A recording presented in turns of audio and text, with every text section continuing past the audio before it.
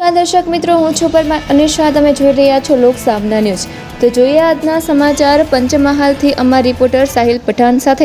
વડાપ્રધાનના 12 વર્ષના સફળ કાર્યકાળની ઉજવણી નિમિત્તે પંચમહાલ જિલ્લામાં વિકાસ અને જનસેવા વિવિધ કાર્યક્રમોની ભવ્ય શરૂઆત કરવામાં આવી છે। જિલ્લા વહીવટી તંત્ર દ્વારા 20 જૂન સુધી પ્રગતિ પથ યાત્રા અને જન કલ્યાણ શિબિર જેવા લોક કલ્યાણકારી કાર્યક્રમો યોજાશે। ગોધરા કલેક્ટર કચેરી ખાતે યોજાયેલી પ્રેસ કોન્ફરન્સમાં જિલ્લા કલેક્ટર અજય દહિયાએ જણાવ્યું હતું કે જિલ્લાના વિકાસલક્ષી પ્રકલ્પોની મુલાકાત માટે 2 તબક્કામાં પ્રગતિ પથ યાત્રા યોજાશે।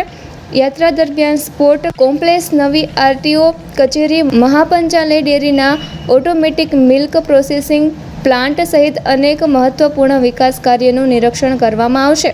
સાથે જ 12 જૂનથી 20 જૂન દરમિયાન જિલ્લામાં તમામ તાલુકાઓમાં જન કલ્યાણ શિબિરો યોજાશે, જેમાં નાગરિકોને વિવિધ સરકારી યોજનાઓનો સીધો લાભ આપવામાં આવશે તેમજ સ્થાનિક પ્રશ્નોના સ્થળ પર જ નિરાકરણ માટે કામગીરી હાથ ધરાશે। જિલ્લા વહીવટીતંત્રનું આ આયોજન વિકાસના ફળો સેવાડાના માનવી સુધી પહોંચાડવા અને નાગરિકોની ભાગીદારી વધારવાના હેતુથી કરવામાં આવ્યું છે। માનનીય વડાપ્રધાનશ્રીના 12 વર્ષના સફળ કાર્યકાળ જે પૂર્ણ થયું છે એના અવસરે ગુજરાત રાજ્ય સરકાર દ્વારા વિવિધ પ્રકારના કાર્યક્રમોની જાહેરાત કરવામાં આવી છે। 5 જૂનથી લઈને 21 જૂન સુધી કાર્યક્રમો થશે। 5 જૂન એટલે વિશ્વ પર્યાવરણ દિવસથી શરૂઆત થઈ છે અને 21 જૂન વિશ્વ યોગ દિવસના દિવસે આ કાર્યક્રમો પૂર્ણ થશે। આ વખતે ખાસ જે 3 કાર્યક્રમોની જાહેરાત છે, પ્રથમ છે વિકસિત ભારત સંકલ્પ સંમેલન। આ 1 દિવસનું કાર્યક્રમ છે જેની અંદર જિલ્લાના પ્રબુદ્ધ નાગરિકો એ આવશે, પાર્ટિસિપેટ કરશે। વિકસિત ભારતની જે થીમ છે, જે સ્વપ્ન છે, જે વિઝન છે એના વિષયો પર ચર્ચા થશે અને સામાન્ય નાગરિકમાં આ વિષયો પર જનજાગૃતિ આવે, આ એનું હેતુ છે। બીજું કાર્યક્રમ છે જન કલ્યાણ શિબિર। જલ કલ્યાણ શિબિર જે છે એ એક સેવા સેતુ જેમ એક કાર્યક્રમ છે। 12 જૂનથી લઈને 20 જૂન દરમિયાન ગ્રામ્ય વિસ્તારમાં જિલ્લા પંચાયતની સીટ દીઠ આ કાર્યક્રમ થવાના છે।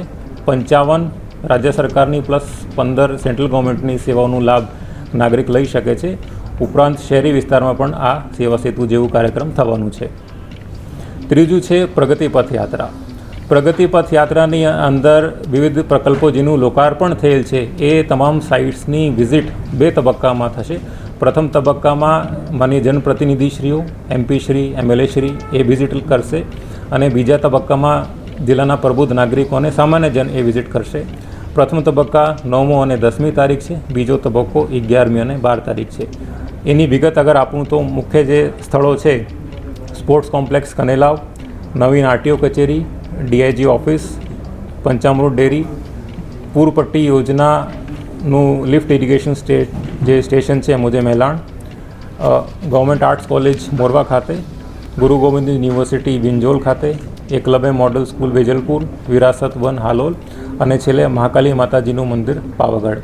એટલે એવી રીતે પ્રગતિ પથ યાત્રા પણ થવાની છે જેની અંદર તમામ નાગરિકો પણ ભાગ લે એવી હું સૌને અપીલ કરું છું।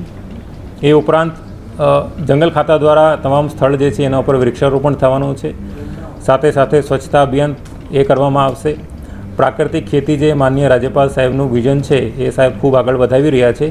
આ વિષયો પર કાર્યશાળા 12મી જૂન 500 ખેડૂતોને તાલીમ આપવામાં આવશે ઘોગંબા ખાતે અને છેલ્લે વિશ્વ યોગ દિવસથી આ તમામ કાર્યક્રમનું સમાપન થશે।